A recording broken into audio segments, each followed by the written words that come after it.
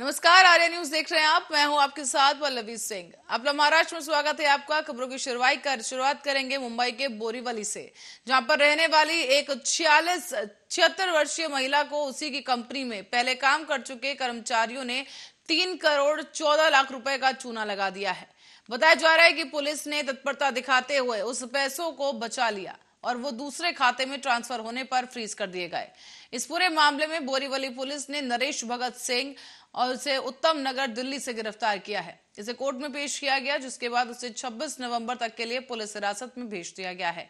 दरअसल पिछले मई महीने में 76 साल की इस बुजुर्ग महिला ने बोरीवली पुलिस स्टेशन में शिकायत दर्ज करवाई थी कि उसके डीमैट अकाउंट से 16 कंपनियों के 3 करोड़ 14 लाख रुपए के शेयर दूसरे के अकाउंट में ट्रांसफर कर दिए गए थे। मे महिन्यामध्ये 6 मेला एक घटना घडली होती. त्याचा गुन्हा लगेच दाखल झाला होता. एका वृद्ध महिलाच्या डीमॅट अकाउंट मधून 3.3 कोटीचे शेअर्स होते. त्या डीमॅट अकाउंट कंपनीला शेअर जो ब्रोकर कंपनीचा एक जुना एम्प्लॉईनी ट्रान्सफर करून घेतले होते. त्याची एफआयआर झाली. लगेच पोलिसांनी तो ट्रांजॅक्शन तिकडेच थांबवला होता. धुलिया जिले में तापी नदी के पुल से छलांग लगाकर एक शख्स ने आत्महत्या कर ली है। शिरपुर से शिंदखेड़ा रास्ते पर आने वाले पुल से तापी नदी में कूदकर सुरेंद्र राजपूत नाम के इस 24 साल के युवक ने आत्महत्या की है। पास से गुजर रहे राहगीरों ने उसे रोकने का प्रयास किया, लेकिन वो असफल रहे। पानी में डूबते समय का एक राहगीर ने वीडियो भी बनाया है और सुरेंद्र को बचाने की स्थानीय लोगों ने कोशिश भी की, लेकिन उसे बचाया नहीं जा सका।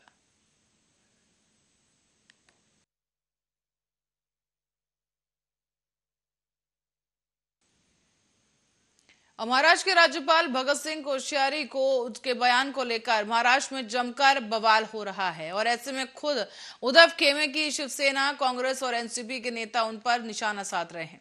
तो वहीं बीजेपी ने भी उनके ऐसे बयान दिए जाने पर कहा है कि इस तरह का बयान न दे। उद्धव खेमे के नेता संजय राउत ने भी इस पर अपनी कड़ी प्रतिक्रिया जाहिर की है। क्या कुछ वो बयान था और क्या कहा संजय राउत ने, वो आपको सुनवाते हैं। लगता है अगर कोई आपसे कहे कि हुई योर फेवरेट हीरो, बाहर जाने की कोई जरूरत नहीं है, यही महाराष्ट्र में ही आपको मिल जाएंगे। शिवाजी तो पुराने युग की बात है, नए युग की बात बोल रहा हूं, यही मिल जाएंगे। डॉक्टर अंबेडकर से लेकर के डॉक्टर गडकरी तक, नितिन गडकरी तक आपको यही मिल जाएंगे। एक साल में 4 बार शिवाजी महाराज का अपमान किया है, ज्योतिबा फुले, सावित्रीबाई फुले का अपमान किया है, फिर भी ये सरकार चुप बैठी है। भाजपा के राष्ट्रीय प्रवक्ता कोई सुधांशु त्रिवेदी, कल उनकी बात आप सुन लीजिए, दिखाओ पूरे देश को। प्रधानमंत्री मोदी जी छत्रपति शिवाजी महाराज को मानते हैं, आदर्श मानते हैं। गृह मंत्री अमित शाह जी शिवाजी महाराज को आदर्श मानते हैं। महाराष्ट्र में आकर जय जयकार करते हैं और उनके प्रवक्ता, राष्ट्रीय प्रवक्ता शिवाजी महाराज को बोलते हैं 5 बार माफी मांगे औरंगजेब की। क्या ये भारतीय जनता पार्टी की अधिकृत भूमिका है? नहीं तो भारतीय जनता पार्टी ने। और औरंगाबाद में रास्ते और पुल नहीं होने की वजह से परेशान किसानों ने आंदोलन का आगाज कर दिया है। गंगापुर तालुका के बगाड़ी इलाके में गोदावरी नदी पर पानी के रास्ते पर आ जाने से लोगों को आवागमन में काफी तकलीफ हुई और ऐसे में बताया जा रहा है कि जायकवाड़ी बांध के लिए ग्रामीणों को स्थानांतरित भी किया गया था, लेकिन 50 साल बीत जाने के बावजूद आवागमन के लिए रास्तों और पुल जैसे मूलभूत सुविधाएं तक प्रशासन द्वारा उपलब्ध नहीं कराई गई। इसी बात से नाराज हुए स्थानीय लोगों ने और किसानों ने मिलकर यह आंदोलन किया है।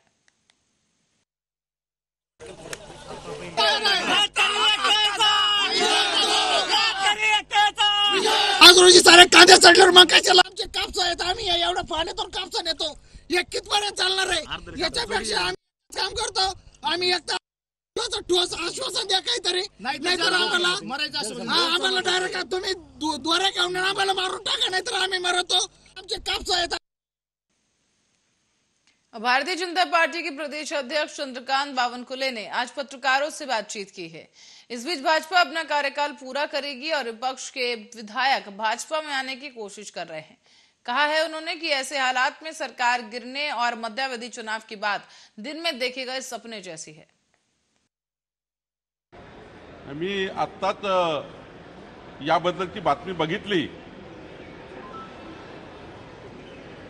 अशा धमक्यांना कुणी भीक घालत नाही। केंद्र आणि राज्य सरकार दोन्ही सरकारं हे सक्षम आहेत आणि त्यामुळं अशी धमकी ज्यांनी दिली तर आमचे केंद्रीय गृहमंत्री अमित भाई आहे, राज्यामध्ये देवेंद्रजी आहेत, नक्कीच त्याचा शोध घेतील आणि मोक्ष लावतील असं मला वाटतं। और ठाणे की खबर की ओर रुख करेंगे, जहां से खबर है कि कल्याण इलाके में आग से जलकर जिनका सब कुछ स्वाह हो गया, उनकी मदद के लिए अब शिंदे गुट के शिव सैनिक आ गया है। कल्याण के कैलाश नगर में गत रविवार को एक झोपड़े में आग लग गई थी और इस दुर्घटना में पीड़ित के घर का सारा सामान जलकर खाक हो गया। इस परिवार को सभी रोजमर्रा की वस्तुएं उनकी आपूर्ति के लिए स्थानीय शिंदे गुट शिवसेना के कार्यकर्ताओं ने मदद की है। सुदाम घाटोळे यांच्या घरामध्ये ज्या पद्धतीने भीषण आग लागली होती, त्याच्या घरातले प्रत्येक सामान, मग चटई असू द्या, गादी असू द्या, गॅस असू द्या, गॅस शेगडी असू द्या किंवा इतर सगळ्या वस्तू पूर्णपणे साडीपासून कपड्यापासून सगळं खाक झालेलं आहे। हे निदर्शनात त्यांनी आणून दिल्यानंतर शिवसेना कल्याण बाळासाहेब ठाकरे यांची शिवसेना सर्व पदाधिकारी यांनी एकमेकांशी संवाद साधला आणि त्या माध्यमातून सगळ्यांनी मिळून माननीय उपजिल्हाप्रमुख मल्लेशजी शेट्टी साहेब, आमच्या वैशालीताई, कैलासजी शिंदे, अस्मिता ताई, त्याचप्रमाणे ठाकरे ताई, म्हणजे सर्वच पदाधिकारी या ठिकाणी जेवढे प्रशांत काळे। और अंबरनाथ में गोलीबारी की घटना की जांच के बाद कार्रवाई करते हुए पुलिस ने 33 लोगों के खिलाफ मौका कानून के अंतर्गत मामला दर्ज किया है। अंबरनाथ के बोहननौली गांव में बैलगाड़ी स्पर्धा की तैयारी को लेकर राहुल पाटे नाम के जो शख्स है, उनको MIDC के सुदामा होटल के पास से गुजरते वक्त गोलीबारी कर दी गई। इस मामले में कुल 33 आरोपियों के खिलाफ कार्रवाई की गई है, जिनमें से 10 लोगों को गिरफ्तार किया जा चुका है, जबकि 23 लोग अभी भी फरार बताए गए। जो अंबरनाथ पुलिस स्टेशन के अंतर्गत जो फायरिंग का गुना दाखिल है 13 तारीख को, उसी में आज उस अपराध को मौकों का अंतर कलम लगा गए है, उसकी कार्रवाई शुरू है। उसमें अभी तक 10 अभियुक्त अरेस्ट है और जो मौका की कार्रवाई हो मौका के अंतर्गत हो जाएंगे। आगे की कार्रवाई हमारे सहायक पुलिस आयुक्त अंबरनाथ विभाग कर रहे। जो अंबरनाथ पुलिस स्टेशन के अंतर्गत जो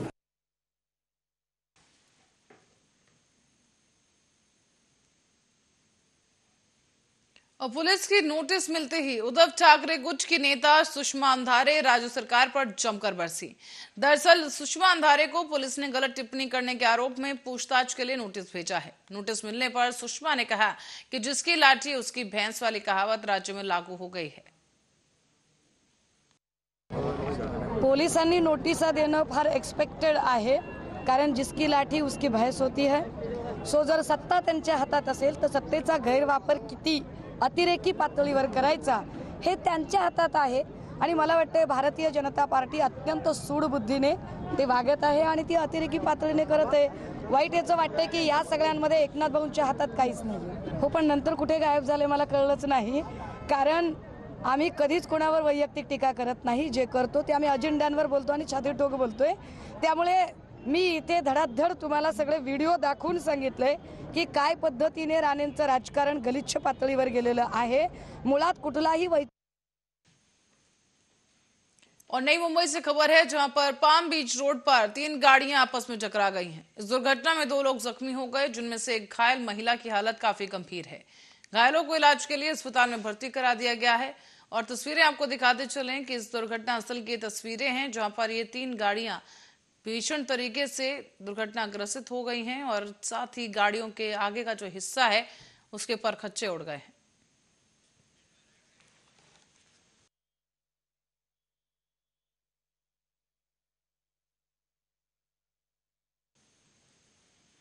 राहुल गांधी की भारत जोड़ो यात्रा में फिल्म कलाकार रुपए लेकर शामिल हुए। बता दें आपको कि ये आरोप लगाते हुए भाजपा के विधायक नीतीश राणे ने जमकर कांग्रेस पर निशाना साधा है। नीतीश राणे ने कहा है कि एक एजेंसी को भेजे संदेश से साफ जाहिर होता है कि राहुल गांधी की भारत जोड़ो यात्रा में शामिल हुए जो तमाम कलाकार थे वो पेड थे, उनको यात्रा में आने के लिए रुपए दिए गए। सदस्य थे, पिताजी थे, बहुत धक्का लगा है। फास्ट ट्रैक कोर्ट में और कड़ी से कड़ी कार्रवाई हो, ऐसे परिवार की इच्छा है। मैंने उनके परिवार के रिश्तेदारों की दिल्ली के लेफ्टिनेंट गवर्नर वीके सक्सेना और भाजपा नेता किरीट सोमैया मुंबई से सटे वसे इलाके में श्रद्धा के घर उसके पिता से मिलने पहुंचे। इस दौरान किरीट ने मीडिया से बात करते हुए कहा है कि यह बेहद ही दर्दनाक घटना है।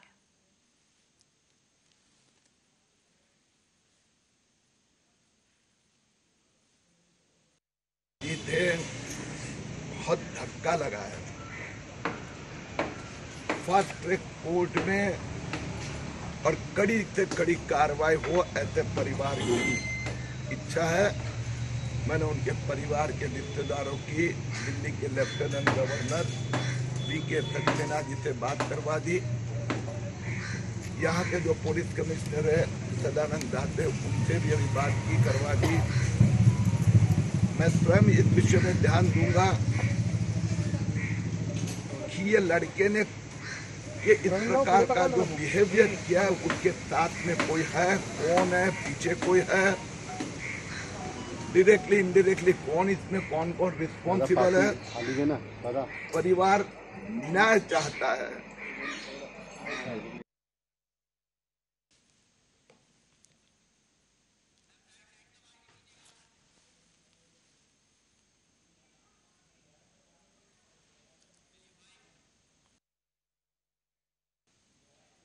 और सीबीआई ने सोनाली फोगाट मर्डर केस में चार्जशीट दायर कर दी है। दरअसल गोवा के कर्लीज बार में संदिग्ध हालातों में सोनाली की मौत हो गई थी और सोनाली के पीए सुधीर सांगवान और सुखविंदर पर जबरन ड्रग्स देकर हत्या करने का आरोप लगा था। अब सोनाली के कत्ल के आरोप में दोनों को उसी समय गिरफ्तार कर लिया गया था और अब सीबीआई ने दोनों के खिलाफ चार्जशीट दायर कर दी है।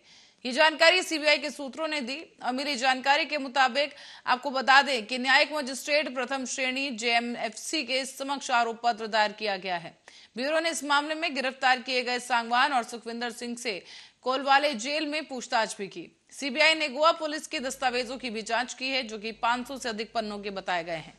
इनमें गवाहों के बयान भी दर्ज है और सीबीआई ने कर्ली के अपराध स्थल को भी एक बार फिर से रिक्रिएट किया, जहां फोगाट को कथित तौर पर ड्रग्स दिया गया था।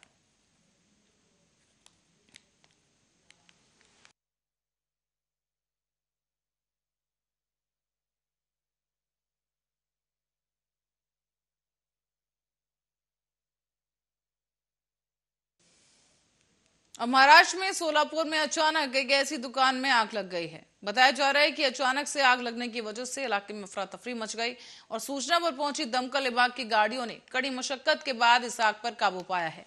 हालांकि पूरी आगजनी किसी के हताहत होने की खबर नहीं है और पुलिस अब इस पूरे प्रकरण की जांच कर रही है। आज रोजी सायंकाळी 5:48 वाजता रविवारपेठ मुख्य अग्निशामक केंद्रात फोन आला की दुसऱ्या ब्रिजच्या बाजूला पवार यांच्या साडी सेंटरला आग लागलेली आहे। तात्काळ इथे जवळ असलेल्या ओटी रोडची गाडी पहिल्यांदा टर्नआउट केली असता त्यावेळेला आमचे सहाय्यक अधीक्षक दुधा यांनी सांगितले की आग मोठी आहे, इतर गाड्या पाठवून द्या।